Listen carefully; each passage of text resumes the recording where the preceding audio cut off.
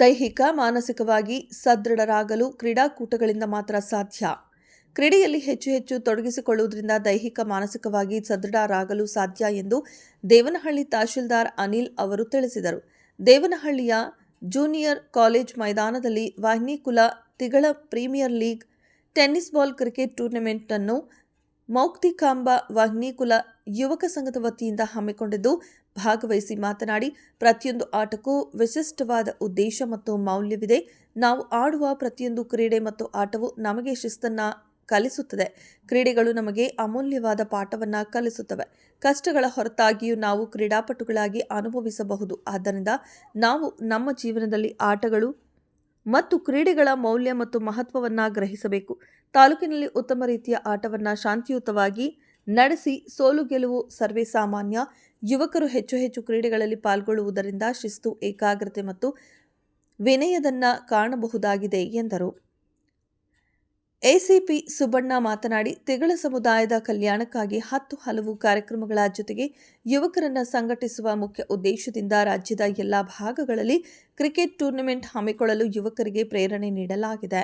ಜನಾಂಗದಲ್ಲಿ ಒಗ್ಗಟ್ಟು ಹಾಗೂ ಆರ್ಥಿಕ, ಸಾಮಾಜಿಕ, ಶೈಕ್ಷಣಿಕವಾಗಿ ಪ್ರಗತಿ ಹೊಂದಲು ಜನಾಂಗದಿಂದ ಎಲ್ಲಾ ರೀತಿಯ ಸಹಕಾರ ನೀಡಲು ಬದ್ಧರಿದ್ದೇವೆಂದು ತಿಳಿಸಿದರು. ಈ ವೇಳೆ ಕ್ರೀಡಾಕೂಟದ ಮುಖ್ಯ ಅತಿಥಿಗಳಾಗಿ ನಿವೃತ್ತ ಎಸಿಪಿ ಸುಬ್ಬಣ್ಣ, ಕರ್ನಾಟಕ ರಾಜ್ಯ ವಾಹಿನಿಕುಲ ಕ್ಷತ್ರಿಯ ತಿಗಳ ಸಂಘ ಅಧ್ಯಕ್ಷ Krishnamurthy, Udayakumar, YN Shamanna, SRS Devaraju, JR Muniveeranna, Kanakaraju, SC Nagaraj, SC Chandrappa, Ramachandra, Gopalakrishna, Vijayakumar, RV Narayanaswamy, Yaliyur Narayanaswamy, Varun Kumar, Naveen Kumar, Devanahalli Muniraju, Lokesh, ಜನಾಂಗದ ಕುಲ ಬಾಂಧವರು ಹಾಗೂ 10 ತಂಡಗಳ ಕ್ರೀಡಾಪಟುಗಳು ಇದ್ದರು.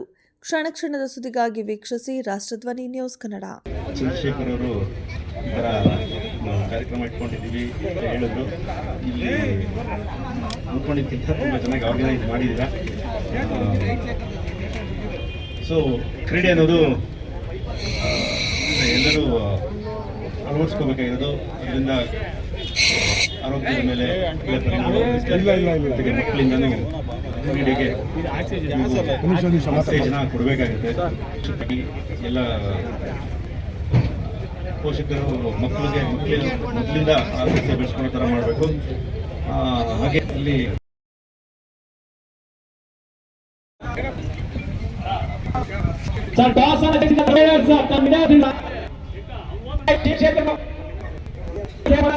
ಬೇಗ ಆದಷ್ಟು ಬೇಗ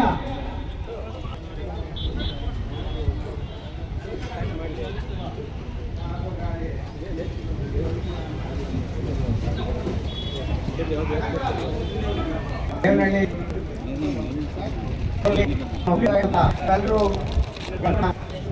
ಕ್ರಿಕೆಟ್ ಟೂರ್ನಮೆಂಟ್ ಅಲ್ಲಿ ಈ ಒಂದು ಕಾರ್ಯಕ್ರಮದಲ್ಲಿ ಭಾಗಿಯಾಗ್ತಾ ಇರ್ತಕ್ಕಂಥ ಕರ್ನಾಟಕ ರಾಜ್ಯದ ವನಿಕುಲ ಸಂಘದ ಅಧ್ಯಕ್ಷರಾದಂಥ ಕೃಷ್ಣಮೂರ್ತಿ ಅವರೇ,